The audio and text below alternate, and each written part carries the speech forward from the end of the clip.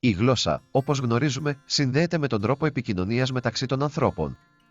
Την εποχή της Καινής Διαθήκης, τον 1ο αιώνα μετά Χριστόν, στο χώρο ανάπτυξης του Ευαγγελικού Μηνύματος, στην περιοχή της Παλαιστίνης, κυριαρχούν 4 γλώσσες.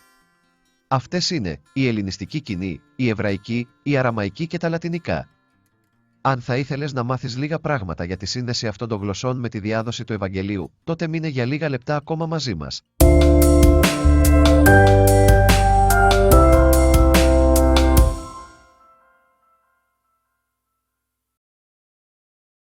Η ελληνιστική κοινή ήταν μία λαϊκή διάλεκτος της αρχαίας ελληνικής γλώσσας. Χρησιμοποιήθηκε έντονα στην περιοχή της Μεσογείου και ήταν η γλώσσα στην οποία γράφτηκε η Καινή Διαθήκη. Από ορισμένους ερευνητές παρομοιάζεται με τα αγγλικά της σημερινής εποχής, καθότι ήταν επίσης η εμπορική γλώσσα μιας μεγάλης περίοδου. Ακόμη, η αρχαιότερη πηγή της Παλαιάς Διαθήκης που έχουμε στη διάθεσή μας είναι η μετάφραση των Εβδομήκοντα της εβραϊκής βίβλου σε αυτή τη διάλεκτο, περίπου τον 3ο αιώνα π.Χ. Ωστόσο, δεν διασώζεται δυστυχώς το πρωτότυπο κείμενο που μετάφρασαν οι Εβδομήκοντα.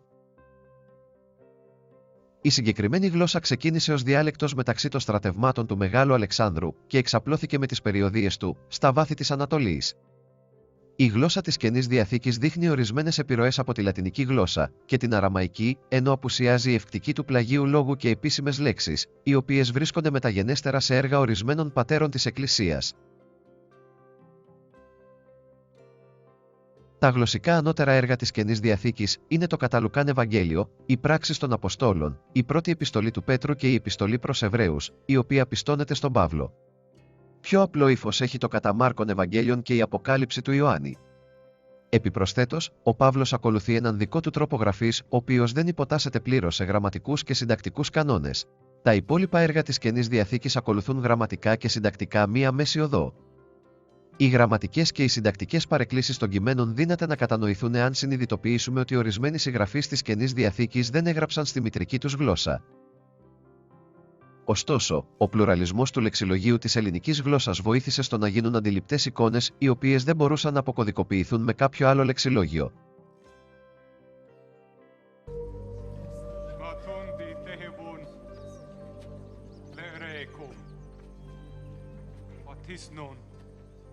لأريكم وأنا أمركم تهبون لأريكم تتلون لردافيكم كفردهم تهبون أهبين لكم ما تاتنا. Η γλώσσα που μίλαγε ο Ιησούς και ο Ιουδαϊκός λαός ήταν τα αραμαϊκά. Βεβαίως ποια ήταν η διάλεκτος του 1ου αιώνα δεν γνωρίζουμε, γιατί δεν έχουμε αρκετές διαθέσιμες πηγές. Ορισμένα κεφάλαια του βιβλίου του Δανιήλ και το βιβλίο του Έσδρα γράφτηκαν στα αραμαϊκά. Αλλά και πάλι δεν μπορούμε να είμαστε βέβαιοι για την ακριβή σύνδεση αυτών των έργων με τη γλώσσα των Ιουδαίων του 1ου αιώνα μετά Χριστόν. Ορισμένες αραμαϊκές λέξεις και φράσεις που συναντούμε στην Καινή Διαθήκη είναι οι εξής: ρακά, που σημαίνει ανόητος, οσανά, δηλαδή σωτήρας, ταλιθακούμ, δηλαδή μικρό κορίτσι σίκο, ραβουνί, που σημαίνει διδάσκαλος, και ούτω καθεξής. Η συριακή γλώσσα προήλθε από τα αραμαϊκά. Ο Παπίας κάνει λόγο για τη συγγραφή του κατά Ματθαίον Ευαγγελίου στα αραμαϊκά. Τα εβραϊκά, από την άλλη, ήταν η γλώσσα που γράφτηκε το πρωτότυπο κείμενο της Παλαιάς Διαθήκης. Τα εβραϊκά, όπως και τα αραμαϊκά, είναι γλώσσες σημιτικής προέλευσης και παρουσιάζουν πολλές ομοιότητες στην προφορά, στη γραμματική και στο συντακτικό. Γράφονται από δεξιά προς τα αριστερά, αντίθετα όπως γράφονται τα ελληνικά. Το αλφάβητο και των δύο τύπων είναι συμφωνικό, δηλαδή παρουσιάζει μόνο σύμφωνα. Μάλιστα και στις δύο περιπτώσεις αποτελείται από 22 γράμματα.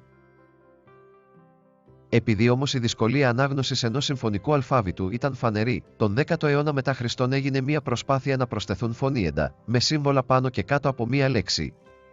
Το κάθε σύμβολο αντιστοιχούσε σε ένα φωνήεν. Το ίδιο συνέβη και με τα αραμαϊκά, μετέπειτα συριακά. Τέλος, τα λατινικά την εποχή του Ιησού ήταν η επίσημη γλώσσα της Ρωμαϊκής Αυτοκρατορίας. Η λατινική γλώσσα έχει δανειστεί αρκετά στοιχεία από την ελληνική γλώσσα. Οι Ρωμαίοι ήταν ένας από τους ελάχιστους λαούς που κατάφεραν να αντιπαραθέσουν στην ελληνική λογοτεχνία μια λογοτεχνία γραμμένη στη μητρική τους γλώσσα. Στα λατινικά έργα συναντούμε ποίηση, πεζογραφία, ιστοριογραφία, φιλοσοφία και βιογραφίες. Επίσης, πολλά χριστιανικά έργα έχουν γραφτεί στα λατινικά.